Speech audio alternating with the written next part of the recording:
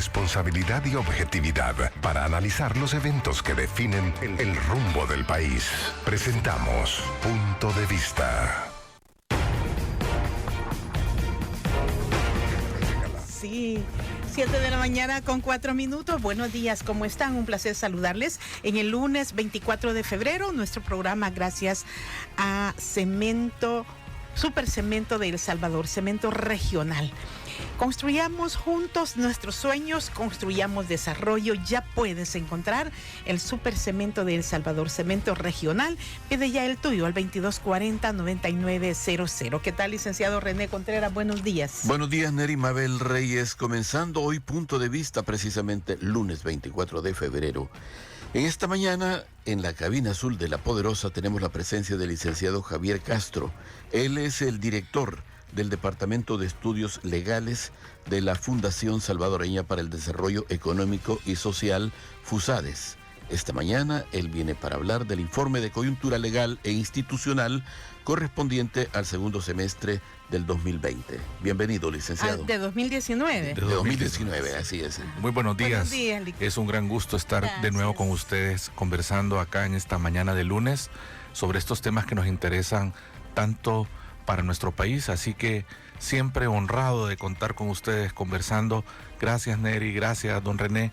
Aquí estamos a sus órdenes para poder conversar. Así es, y comenzando ya, entrando en materia, Javier, ¿cuáles son los aspectos centrales del informe de coyuntura legal e institucional que presentaron? Quisiera comentarles que en esta ocasión estamos muy contentos porque conmemoramos el 10º aniversario desde la elaboración de este informe de coyuntura legal e institucional.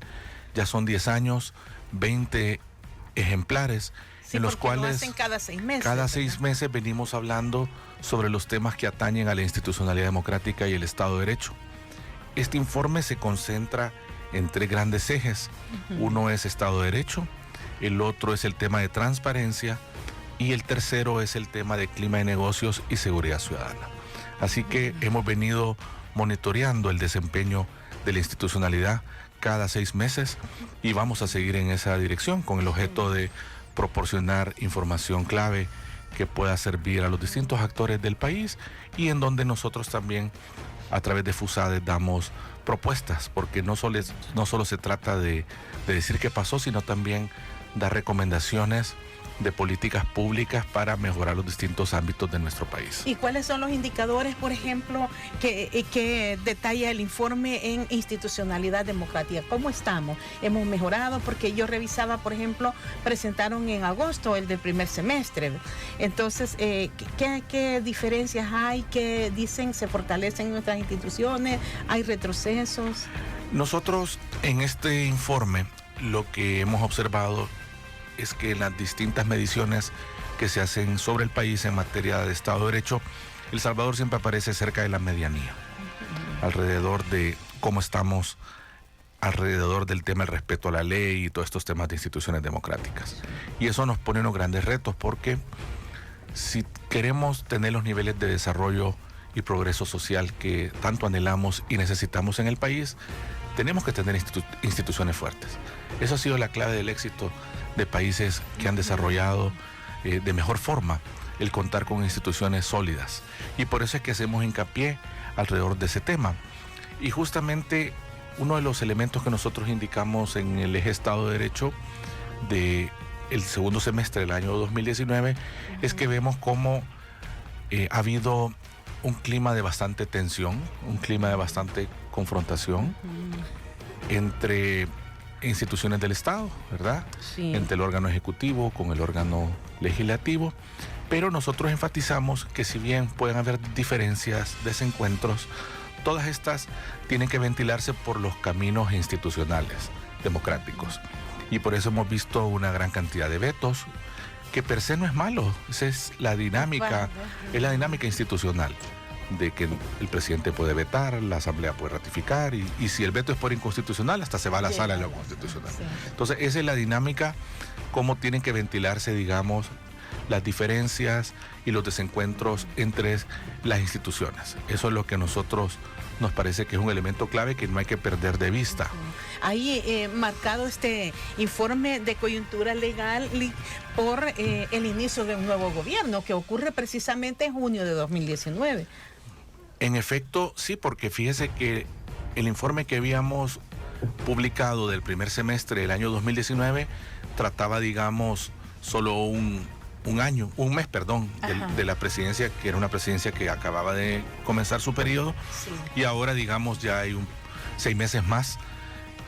Al cierre del segundo semestre de 2019 ya eran, digamos, 6 meses. Sí. 6 meses de ejercicio de gobierno, y ya se miraban algunas luces alrededor de cómo se estaba desenvolviendo el gobierno. Hay que decir que todavía va poco tiempo, porque tenemos cerca de 9 meses y falta todavía mucho tiempo para completar un periodo de 5 años, ¿verdad? Entonces, creo que al país le quedan muchos retos, pero sobre todo me parece que debemos tener muy claro la importancia del respeto de la institucionalidad democrática. Si bien es cierto, superaba en tiempo los acontecimientos que vimos hace unas semanas, no deja de preocupar ese clima de confrontación y de irrespeto a la institucionalidad que se ha presentado en el país. Creemos que eso no abona al clima que debería existir de armonía alrededor de poder desempeñarnos de mejor forma como país. ¿Ha sido oportuna la participación de la Sala de lo Constitucional precisamente en este caso particular que se presentó del 9 de febrero? Fíjese que ante esta situación, que hay que decirlo, de mucha preocupación, vimos una ruptura del orden constitucional. Sí. Se dieron una serie de inconstitucionalidades por parte del órgano ejecutivo contra la Asamblea Legislativa, y eso no deja de preocupar porque vivimos en una república en donde hay 3 órganos fundamentales del Estado, que son los que le dan sostenibilidad a la democracia, y son el órgano ejecutivo, el legislativo y el judicial. Y eso, digamos, que es la lógica de los controles, frenos y contrapesos que deben existir en una democracia. Entonces, cuando vemos lo que sucedió el 9 de febrero, acciones que hay que decirlo, que esperamos de que no vuelvan a repetirse en El Salvador. Ojalá, porque a este país le ha costado mucho llegar a donde hemos llegado. Y es lamentable que 28 años después de los acuerdos de paz estén pasando este tipo de cosas, que ni en la guerra se vieron conflictos de esa naturaleza, de intentar tomarse un órgano de Estado. Y en ese sentido, la intervención de la Sala de lo Constitucional me parece que fue correcta. Sí, creo que se tardaron un poquito. Eso le iba a decir, porque como que se generó el espacio temporal para que ocurriera lo que vimos. Si la sala pronuncia, por ejemplo, su posición antes del 9 de febrero, quizás hubiéramos tenido una mejor herramienta de control. Sí, creo que se hubiera podido, si esa misma medida cautelar se hubiera decretado el domingo, se hubieran podido detener, digamos, las acciones en gran medida de lo que pasó. Pero vaya, aparte de ese comentario, me parece que es una resolución correcta, acertada. Y en esa resolución, fíjense que trata varias cosas. Uno, en esta admisión ya menciona de posibles violaciones a la Constitución, tanto en el tema del principio de división de poderes, como también del uso ilegítimo de la fuerza, tanto de la Fuerza Armada como de la Policía Nacional Civil. Y recuerda el rol que tiene tanto la Fuerza Armada como la Policía Nacional Civil. Sí. Y quiero manifestarles que en efecto hemos visto cómo la Fuerza Armada desde el acuerdo de paz tuvo una transformación ejemplar, y por eso es que en las distintas encuestas aparecía siempre en los primeros lugares de confianza, y eso creo que hay que tener cuidado de no perderlo. A ver qué tal, Javier, y no sé, el informe evidentemente no recoge todavía las impresiones de esto que pasó, pero muchos de los que dan seguimiento a estos temas dicen que una de las más sacrificadas serán las instituciones en estos acontecimientos. Y eso es lo que lastimosamente se dieron los acontecimientos, y se dio una crisis política muy seria, una crisis constitucional que puede tener otras consecuencias y otras crisis también, política, económica, social. Y en ese sentido, el tema de la confianza en las instituciones es un tema primordial, ¿verdad? Porque el ciudadano tiene que sentirse confiada en ellas. Y de hecho, el informe tiene esa motivación, ¿verdad? Detectar cómo percibimos a nuestras instituciones. es de los elementos que se consideran, ¿verdad? A través de distintos indicadores nacionales e internacionales de cómo están la confianza y también vemos el funcionamiento de instituciones, las dos cosas. Entonces yo sí creo que ojalá que estos acontecimientos no se vuelvan a repetir, deben haber garantías de no repetición. Eso pasa porque haya la firme convicción de no volver a repetir ese tipo de actos antidemocráticos, y sino que el país, en vez de estar destinando fuerzas para estar atendiendo estas crisis democráticas muy serias, deberíamos estar enfocándonos en resolver los problemas de los salvadoreños, que son muchísimos. Y por eso esperamos de que no suceda, que se imponga el Estado de Derecho. Tendremos que ver ya la resolución de la Sala de lo Constitucional que tendrá que emitir, ¿verdad? Porque ha sido solo una admisión con medidas cautelares, y luego también hay que ver qué hace la Fiscalía General de la República, de quien se espera un rol más protagónico alrededor de este tema, porque tiene mucho que hacer velando por la legalidad. Y el proceso que se seguirá en la Corte Suprema de Justicia, en la Sala, por ejemplo, escuchan a las partes. ¿Cuál es lo que piden sigue? Unos informes, Neri. Le piden informes.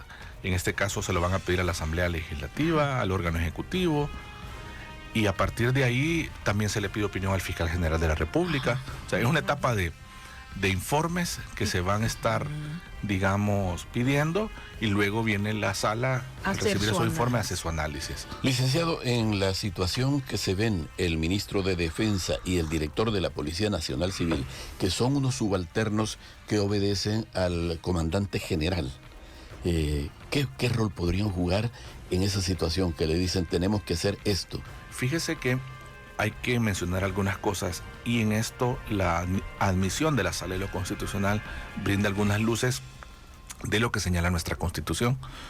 Y una de las que se menciona es que en el caso de la Fuerza Armada, las características que tiene, de que no es deliberante, que es profesional, que es apolítica. Sí. Recordemos que una de las principales cosas que se tuvieron presentes en el acuerdo de paz fue sacar de la política a la Fuerza Armada.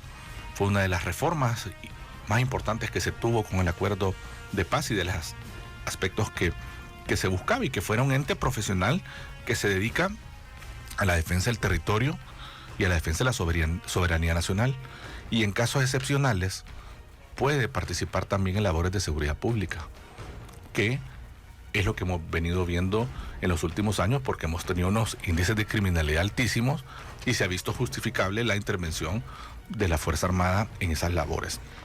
Pero hay que recordar que la Fuerza Armada tiene que cumplir con algunos requisitos que están en la Constitución: brindar informes a la Asamblea Legislativa, justificar la intervención de la Fuerza Armada, y como decíamos, justificado ha estado por los índices de criminalidad, pero hay que cumplir unos requisitos de mandar estos informes.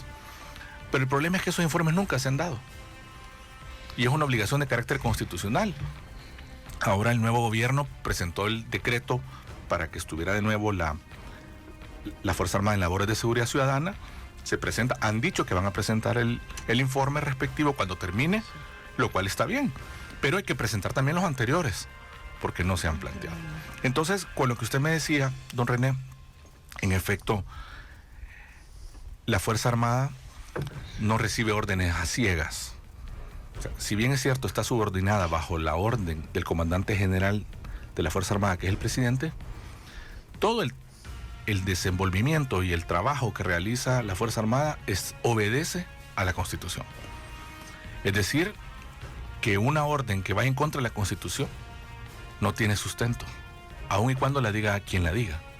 Entonces hay que tener eso muy claro, y eso lo recuerda la resolución de la Sala de lo Constitucional, de que están todo el desempeño, el trabajo que hacen está ceñido y vinculado directamente a lo que señala la Constitución.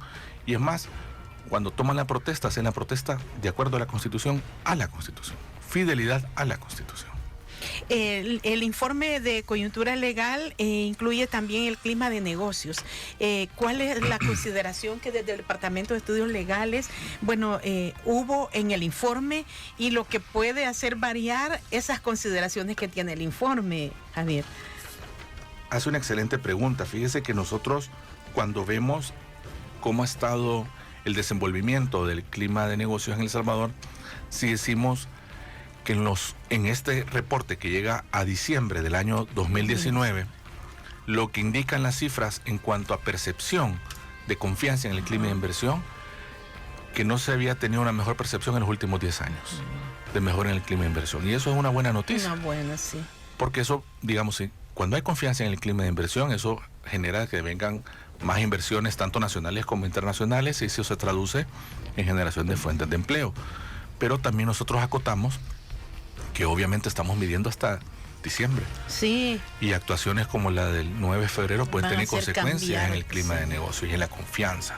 Porque como les decíamos, la mejor carta que puede tener un país es la estabilidad democrática a la hora de ser una plaza atractiva para que hayan mayores niveles de inversión. Entonces habrá que ver qué consecuencias va a tener esto, pero sí hay que mencionar que así veníamos caminando con una confianza que venía mejorando, y ojalá que estas acciones, que yo creo que sí van a tener consecuencias, no se repitan justamente por eso, porque este país ha venido pidiendo a gritos mayores fuentes de empleo desde hace mucho tiempo, que se mejoren las condiciones de los salvadoreños, que hay un país que dé mayores oportunidades. Sí. Y para eso se necesita justamente que cuidemos nuestras instituciones y que le demos confianza y estabilidad al sistema. Habrá que ver qué dicen después las clasificadoras de riesgo y todas las que están evaluando el país, ¿verdad? Sí. Hubo una asamblea de gobernadores del Banco Interamericano de Desarrollo BID, y Luis Alberto Moreno les decía, bueno, aquí está este organismo financiero multilateral, estamos para acompañarlos. ¿Cree que esto puede ser una buena señal? ¿O será que también nuestros actores internos deben de dar señales de que las aguas vuelvan a su nivel?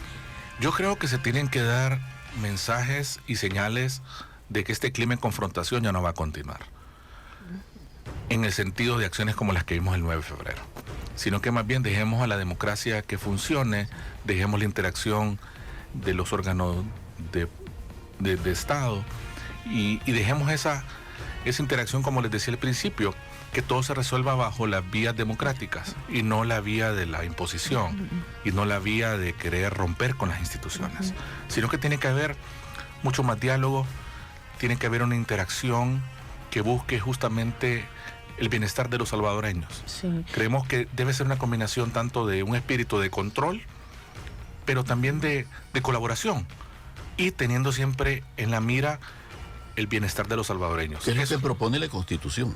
La Constitución habla de eso, que los órganos de Estado son independientes, los tres, sí, ¿verdad? Y que deben colaborar entre sí. Y las condiciones para adquirir o autorizar deuda no pueden utilizar un método de imposición. No, uno no puede bajo ningún concepto tratar de imponer por la fuerza y querer intervenir de esa forma en una discusión que está teniendo una asamblea legislativa. Y acá quiero decir, porque muchas personas dicen, bueno, pero es que los diputados aquí... Sí. No, sí, miren, si cuando ven los índices de confianza, la Asamblea Legislativa aparece en el último lugar. Pero aquí no estamos hablando de defender diputados, aquí estamos hablando de defender la institucionalidad y un órgano fundamental del Estado que se llama Asamblea Legislativa y que es clave para vivir en una república, junto con los tres órganos fundamentales del Estado, que son el Ejecutivo, el Judicial y el Legislativo. De eso estamos hablando, y no puede ser sobre la base de la intimidación que se quiere imponer un tema en particular en una discusión. Miren, en el tema de la Asamblea Legislativa, si lo que estamos diciendo es que siga su curso deliberativo, que se dé toda la información que se necesita, que se aclaren las dudas y que se tome la mejor decisión pensando en los intereses del país. Que sea una discusión transparente y que se logre ese consenso para resolver los problemas como tenga que ser, pero lo que no se vale es querer intimidar, y menos querer intimidar con la militarización para que se tome un resultado en particular. Las 7 de la mañana con 22 minutos. Hablamos hoy con el licenciado Javier Castro, director de Asuntos Legales de la Fundación Salvadoreña para el Desarrollo Económico y Social, FUSADES. Estamos conociendo un poco más a profundidad este informe de coyuntura legal e institucional correspondiente al segundo semestre de 2019 que presentó FUSADES. Gracias a nuestro cemento, que posee resistencia mínima a la compresión de 40 a 60 PSI a 28 días. vías y crecimiento progresivo de la fuerza a largo plazo. Cemento Regional, el supercemento de El Salvador, pide ya el tuyo al 2240-9900. No nos cambie, ya regresaremos en Punto de Vista. Siempre vamos, forme su punto de vista. Continuamos en Punto de Vista esta mañana con el licenciado Javier Castro, director del Departamento de Estudios Legales de FUSADES. El informe de coyuntura legal que presentó FUSADES corresponde al segundo semestre de 2019, licenciado Castro. En el tema de transparencia, ¿qué indicadores se ponderan? ¿Hay aspectos positivos? ¿Cómo está el fortalecimiento de nuestra institucionalidad? ¿Se hacen un análisis sobre el trabajo de la Oficina de Probidad de la Corte de Cuentas de la República, de la Corte Suprema de Justicia, perdón? Sí, en el tema de transparencia vemos y citamos la última medición de Transparencia Internacional del índice de percepción de la corrupción y se puede ver cómo el país continúa estancado y reprobado, con una puntuación de 34 puntos, mejor dicho, bajamos un punto, una posición que prácticamente es estar, digamos, con la misma mala calificación, y en el ranking descendimos 8 posiciones en relación con otros países. Esta ponderación entre más baja es, menos condición de trabajo en favor. Exacto, menos puntuación. Sí, digamos, los países mejor evaluados salen con 80, 90 puntos, y El Salvador aquí sale con 34. O sea que empeoramos en una posición, un punto del ranking. Y también nosotros vemos, digamos, el funcionamiento de instituciones. Hablamos del Instituto de Acceso a la Información Pública, que por cierto ahora está conmemorando su 7º aniversario, y hay que decirlo que es una institución clave para la transparencia, una institución clave para el trabajo que hace la ciudadanía exigiendo rendición de cuentas. Y en este semestre sí nosotros señalamos, la situación que se dio en el Instituto de Acceso a la Información con la filtración de datos personales. Sí, ese fue, que obligó al cierre, a la renuncia del expresidente del instituto, y que también eso generó una crisis, digamos, dentro del Instituto de Acceso a la Información Pública por esos datos personales que se filtran, obviamente sin autorización de las personas, de los usuarios. En este tema se pone de manifiesto la necesidad que existe de contar con una ley de protección de datos personales, ahora que con la digitalización cada vez son más datos los que están circulando y se necesita que tengan una adecuada protección, con toda una institucionalidad que esté velando por cuidar esa información que tenemos todos, tanto en el Estado como en empresas. Entonces, ojalá que se pueda aprobar una ley de esta naturaleza. Ya se está discutiendo en la Comisión de Economía de la Asamblea Legislativa. Han habido 3 proyectos que nos parecen que son proyectos que dan una buena base para la discusión y poder contar con una ley de protección de datos personales. Nosotros creemos que debe ser una institución nueva, autónoma, que es especializada, independiente desde luego, una autoridad de protección de datos. No, porque actualmente se había hablado de la posibilidad que esta autoridad perteneciera al Instituto de Acceso. Era una posibilidad de que estuviera en el Instituto de Acceso a la Información Pública. Otra propuesta era que estuviera en la Defensoría de Protección al Consumidor. Y en esos puntos hemos sido claros, y otras organizaciones también lo han dicho, que lo que se necesita es que sea una institución autónoma. Creo que esa tesis todavía adquirió más fuerza cuando se vio el problema de la filtración de datos desde el IAIP a Casa Presidencial, porque obviamente no se contaban con los protocolos de protección de esa información. Ahora, con el tema de acceso a la información, sí quiero enfatizar de que sí es importante que el instituto se continúe fortaleciendo. Creemos que por eso se debe enfocar en el tema de acceso a la información. Cuando se estaba discutiendo la ley de acceso a la información, se incluyó un capítulo sobre protección de datos, pero solo datos en manos del Estado, ¿verdad? Entonces, pero eso siempre se vio como algo provisorio, algo mientras no tuviéramos una ley de acceso, porque la regulación es insuficiente. Y entonces creemos de que se debe contar con todo un marco legal.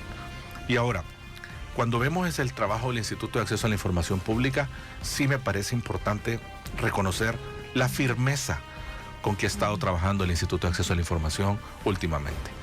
¿Y a qué me refiero? Que han habido casos sobre violaciones a la ley de acceso a la información pública, abusos en las declaratorias de reserva de información, y el instituto ha actuado de manera muy firme exigiendo que se entregue esa información. Acá vemos casos sobre, por ejemplo, información relativa al organismo de inteligencia del Estado, información sobre viajes de funcionarios, como el caso sonado también del actual director de centros penales, o algunos gastos e información relacionada a construcciones de una estancia militar y otras que ya se han declarado una reserva. Intervención incluso de la Cámara de lo Contencioso. Exacto, entonces se está acudiendo a la justicia contencioso administrativo, como se ha hecho desde hace mucho tiempo, para evitar la entrega de la información y allá que pase años, y mientras tanto al ciudadano no le dan la información. Y hay que recordar algo. Una de las obligaciones en materia de acceso a la información es que la información se entrega de manera oportuna. Si a mí me la entregan ya 5 años después o 3 años después, ya me violaron el derecho de acceso a la información. Entonces, sí me parece que el instituto tiene que seguir en esa línea, y vienen momentos muy importantes para el instituto, porque se van a tener que hacer elecciones de comisionados. Ya se frustró varias veces la que proviene del sector de periodistas, y también vendrá el del sector de las universidades. Entonces, ojalá que se conduzcan procesos con mucha transparencia, orientados a la idoneidad. Y hay que recordar que tienen que ser personas independientes, porque el IAIP es una institución de control. Y lo que hemos visto han sido señales orientadas a querer controlar esa independencia del IAIP. La ley permite esa posibilidad de vulneración por parte del Ejecutivo para imponer a algunos de los comisionados. Es que, bueno, no sé si el término imposición cabe, ¿verdad? Pero que él elige desde esa terna, el Ejecutivo es el que elige. Porque cada sector le remite al Ejecutivo, digamos, las ternas, y el Ejecutivo, en función de esas ternas que recibe, hace la elección del propietario y del suplente. Y nosotros lo que hemos señalado es que debe cuidarse primero que sean personas que conozcan la materia. Ya tenemos 9 años de la Ley de Acceso a la Información Pública. Ya no es una materia nueva como en el 2010. Ahora ya hay gente que conoce el tema, que lo ha trabajado, que lo ha estudiado, y hay gente muy capaz en este país ya que conoce el tema, que debería estar esos perfiles considerados, por ejemplo. Pero también hay otros, y es el tema de la independencia, porque es una institución de control, y esa ha sido, digamos, una de las amenazas que ha tenido a lo largo del tiempo el instituto, siempre querer controlar, y algo que le pasa a las distintas instituciones, que los partidos políticos tratan de controlar, poner a sus personas, y de esa forma tratar de tener amarrada la institución. Entonces, ojalá que aprovechemos que los periodistas presenten buenos perfiles, personas que cumplan con todos estos criterios de idoneidad, y que se tenga, digamos, pronto ya integrado el IAIP como debe ser. Ahorita están con algunos suplentes funcionando, y así están de esa forma. Pero sorteó bien, según este informe de FUSADES, Licastro, sorteó bien el IAIP el momento de la renuncia del presidente. Pudo salir fortalecido de ese momento. Mire, yo creo que, bueno, digamos, ya la decisión del presidente de renunciar me parece que fue una decisión sensata que él toma alrededor de esta crisis que se había dado. Sí. Ahora luego también vimos otras renuncias, casos distintos, porque las personas que habían sido electas. Sí, también renunció Herminia Funes, y después en nueva elección renuncia. En el caso de la excomisionada Herminia, ella ya había terminado su plazo, pero mientras no esté electo el que sigue, continúan para que no haya un vacío. Sí. Y en el otro fueron los recientemente electos que venían del órgano ejecutivo, y de esa forma, digamos, que el requisito de independencia como que no se tenía muy claro, o no se tenía. Sí. Entonces viene un momento muy importante para el IAIP, y no pueden haber retrocesos en términos de acceso a la información pública en el país. Recordemos que el derecho de acceso a la información es un derecho fundamental, y que la Ley de Acceso a la Información la rige el principio de máxima publicidad. Es decir, todo es público, salvo lo que excepcionalmente y de acuerdo a lo que dice la ley pueda considerarse reservado bajo los términos que ahí se menciona. Entonces, vienen temas muy importantes alrededor del acceso a la información pública, y como ciudadanos debemos estar muy atentos para evitar que vayan a haber retrocesos en términos de acceso a la información pública. El trabajo de combate a la corrupción y la función de la Oficina de Probidad en esto de transparencia, ¿qué hacer? ¿Qué dicen los indicadores que ustedes Fíjese que habíamos visto en semestres anteriores que el trabajo de la sección de probidad alrededor de los casos que se mandaban a la Cámara de lo Civil para que se iniciaran los juicios sobre enriquecimiento ilícito, en los semestres anteriores había bajado bastante. Ahora se ha retomado, digamos, el ritmo de juicios que se mandan a la Cámara de lo Civil para que se inicien los procesos. Pero hay que mencionar que hay un tema que es fundamental y es el de contar con una nueva ley de probidad. Tenemos una ley de 1959 que está totalmente desactualizada, con multas insignificantes, no tiene las herramientas, la sección de probidad para hacer su trabajo de la mejor forma. Y en ese sentido esperamos de que se apruebe una buena ley de probidad, con las herramientas suficientes, que no omita el juicio civil de enriquecimiento ilícito. Porque ustedes recordarán hace algunos años que la Asamblea Legislativa aprobó una que le había quitado el juicio civil y la Sala lo declaró inconstitucional. Pero ¿saben qué es lo que nos preocupa? De que el año pasado, en el semestre anterior, vimos un anteproyecto que está trabajando la Corte Suprema de Justicia, pero le habían quitado el juicio civil por enriquecimiento ilícito. Entonces no puede ir la Corte en contra de su misma jurisprudencia constitucional. O sea que es un tema que hemos enfatizado, ya lo dijimos, de que se incluya este juicio civil y que pronto el país pueda contar con una nueva ley de probidad. También me parece que hay otros elementos, como de fortalecer las capacidades de la sección de probidad, la cantidad de personas que tienen versus el nivel de trabajo. Se requiere, digamos, fortalecer en cuanto a personal, en cuanto a técnicas también de control y de auditoría que ahí se llevan a cabo. A ver, licenciado, el órgano ejecutivo logró que se pusiera en acción la Comisión Internacional contra la Impunidad en El Salvador. Esto como apoyo, dijeron, a la Fiscalía General de la República. ¿Está funcionando ya ese trabajo? Lo que vimos en el semestre fue de que, digamos, ya se firme el acuerdo entre el gobierno de El Salvador y la OEA para tener estas ICIES, que no es que se está creando un ente nuevo, sino que forma parte dentro de la misma estructura de la Secretaría General de la OEA. Nosotros desde FUSADES siempre mencionamos de que cualquier apoyo internacional que venga a fortalecer las capacidades de la Fiscalía, del órgano judicial, es bienvenida, y que hay que tener el cuidado nada más de que esto no venga a ir en contra de lo que señala nuestra Constitución.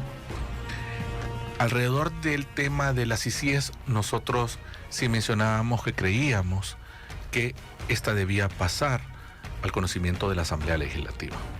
Mirábamos algunas disposiciones de que sí creíamos de que tenía que ratificarse, presentarse como un tratado internacional y ratificarse por la Asamblea Legislativa, por algunas disposiciones que a nuestro juicio iban en contra de algunas leyes y que por ende necesitaba la ratificación legislativa, pero también por un tema de legitimidad. Por una instancia de tanta envergadura, creemos que para darle mayor legitimidad debía pasar por la Asamblea Legislativa y no pasó. Entonces ojalá que algún día se presente a la Asamblea Legislativa, creo que sería lo más correcto de llevar a cabo. Pero la legitimidad, por ejemplo, ¿creen que tal y como orgánicamente se puso a estructurarse, puede ser en algún momento válida? Yo creo que hay que ver todavía el funcionamiento, porque hay elementos aquí bien importantes. Y una es, por ejemplo, de que se desempeñe con autonomía. Y que ahorita no la tiene, ¿verdad? Es que ahorita lo que hemos visto, no hemos visto, digamos, todavía, en el campo, sí, el trabajo. Acá me refiero al cómo se va a desenvolver, de que sea un desenvolvimiento técnico y que no se vaya a prestar a actuar bajo parámetros o criterios de tipo político, sino que más bien sea un apoyo técnico. Eso es lo que se necesita en una instancia de esta naturaleza. A ver. Bueno, finalizamos ya, porque ya me dice Miguel que tenemos el cierre del informativo. Gracias, licenciado Javier Castro, director de Asuntos Legales de la Fundación Salvadoreña para el Desarrollo Económico y Social, FUSADES, por haber compartido con toda nuestra audiencia y además con quienes se conectaron también en nuestro Facebook Live estos datos importantes relacionados al informe de coyuntura legal. Muchas gracias, Neri y don René. Ha sido un gran gusto estar con ustedes y también a todas las personas que no han escuchado. Sí. Decirles que el informe y la presentación están en las redes sociales de FUSADES para que se puedan descargar y lo puedan leer y consultar. Así que muchas gracias y quedamos atentos a otra invitación para conversar con ustedes. Con mucho gusto. Y les recordamos que en breve también esta entrevista con el licenciado Javier Castro estará en nuestro periódico digital, radioyskl.com.